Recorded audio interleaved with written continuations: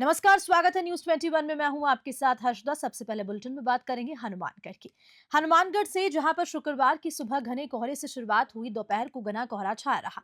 Visibility 10 metre से कम रही, तो वहीं न्यूनतम तापमान में काफी गिरावट दर्ज हुई। सड़क पर वाहन चालक काफी परेशान हुए हैं। हनुमानगढ़ जिले में मौसम ने एक बार फिर से करवट बदली। शुक्रवार की सुबह कड़ाके की सर्दी से बचने के लिए लोगों ने गर्म कपड़ों का सहारा लिया और जगह जगह अलाव जलाकर राहत पाने की कोशिश की। घने कोहरे के कारण हाईवे पर वाहनों की गति धीमी रही। किसानों के लिए राहत की बात यह है कि ओस की बूंदें और घना कोहरा रबी की फसलें गेहूं, चना, जौ, सोगरा व सरसों के लिए लाभदायक साबित हो रही है। हनुमानगढ़ से विनोद चौधरी की रिपोर्ट। तारानगर क्षेत्र के सहावा कस्बे के वासियों ने आबादी विस्तार की मांग को लेकर जिला कलेक्टर के नाम नायब तहसीलदार को ज्ञापन दिया। ग्रामीणों ने बताया कि पिछले वर्षों में गांव का काफी विस्तार हो चुका है। आसपास के क्षेत्र में लोग बस चुके हैं। ऐसे में कस्बे की आबादी का विस्तार किया जाए, जिससे कस्बे वासियों को भी समुचित लाभ मिल सके एवं गांव का विकास हो सके। इस मौके पर रोहिताज सैनी, शिवनारायण, कन्हैयालाल शौकीन खां, भंवर सिंह, मंगलचंद आडू खां और हुक्मी चंद सहित काफी ग्रामीण उपस्थित थे। तारानगर से बुद्धराम वर्मा की रिपोर्ट। राजस्थान के 16वीं विधानसभा के तीसरे सत्र की शुरुआत शुक्रवार सुबह हो गई। पहले दिन राज्यपाल हरिभाऊ बागड़े का अभिभाषण शुरू हुआ। इस बीच विधानसभा के बाहर नीमका थाना विधायक सुरेश मोदी का अनोखा अंदाज नजर आया। नीमका थाना जिला बहाली की मांग का बैनर पहने हुए विधायक सुरेश मोदी ने मीडिया से मुखातिब होते क्या कहा, देखिए इस रिपोर्ट में। बना दिया हमको इस तरह का। हाँ, मैंने कहा जब सरकार ने जो 17 जिले और 3 संभाग बनाए थे, उनमें से 9 जिले और 3 संभाग इस वर्तमान सरकार ने खत्म कर दिया और अन्यायपूर्ण, देशतापूर्ण इस तरह का फैसला किया जो कतई लोकतंत्र के उचित नहीं।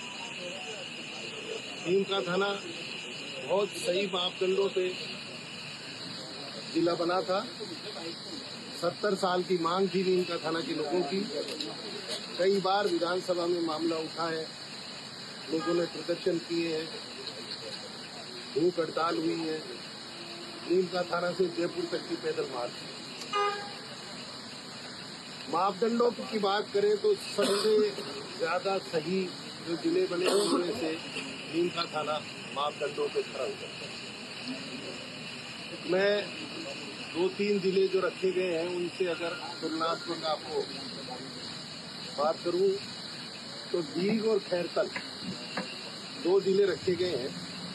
एक मुख्यमंत्री जी का है और दूसरा अलवर में भूपेंद्र यादव। उनकी जनसंख्या, उनका क्षेत्रफल, उनकी पूर्व जिले से वर्तमान जिले की दूरी, तीनों के मामले में दोनों जो जिले हैं खैरतल और दीघ और नीम का थाना से पीछे हैं। नीम का थाना की जनसंख्या इन तीनों में सबसे ज्यादा है। क्षेत्रफल नीम का थाना का इन तीनों में सबसे ज्यादा है और जिला हेडक्वार्टर जो पिछला था उससे दूरी सबसे ज्यादा है।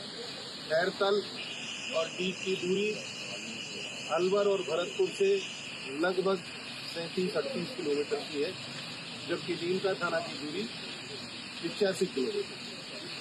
और अगर अंतिम छोर की बात करें नीम का थाना के तो लगभग 135 किलोमीटर।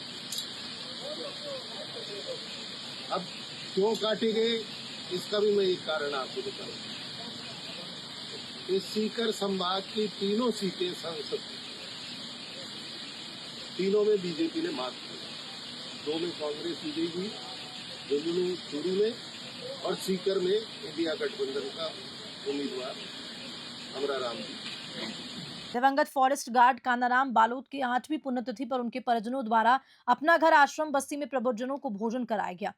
इस दौरान उनके पुत्र वरिष्ठ सहायक SIPF एंड RGS राजेंद्र बालोत ने जानकारी देते हुए बताया कि परोपकार की भावना से दिन दुखियों की सेवा करना ही सबसे बड़ा धर्म है और इस मौके पर प्रभुजनों को श्याम बाबा की प्रतिमा भी भेंट की गई। और इस मैदान में राजकीय महाविद्यालय जामडोली छात्र नेता कमलेश बालोत, महेंद्र उगावास, सेवानिवृत्त प्रधानाचार्य नारायण शर्मा उपस्थित रहे। बस्ती से रामपुर मीना की रिपोर्ट। आहोर थाना पुलिस ने दिन दहाड़े किराना की दुकान से बैग चोरी करने वाले 3 आरोपियों को गिरफ्तार किया। चोरी में प्रयुक्त बाइक को जब्त कर बैग सहित 11,140 रुपए नकदी बरामद की। बता दें कि जाला और SP ज्ञानचंद यादव के निर्देशन में आहोर थानाधिकारी राम प्रताप सिंह के नेतृत्व में टीम ने कार्रवाई कर फालना निवासी गुलाब बावरी, अजय बावरी व चंदन बावरी को गिरफ्तार किया। आरोपी से पूछताछ में शंखवाली गांव के एक किराना दुकान से दिन दहाड़े रुपए से भरा बैग चोरी करना कबूल किया। आहर से छगन मीणा की रिपोर्ट। बूडू कस्बे में शुक्रवार को 11 बजे परबतसर के पूर्व विधायक मानसिंह किनासारिया ने गौशाला में ट्यूबवेल का शिलान्यास किया।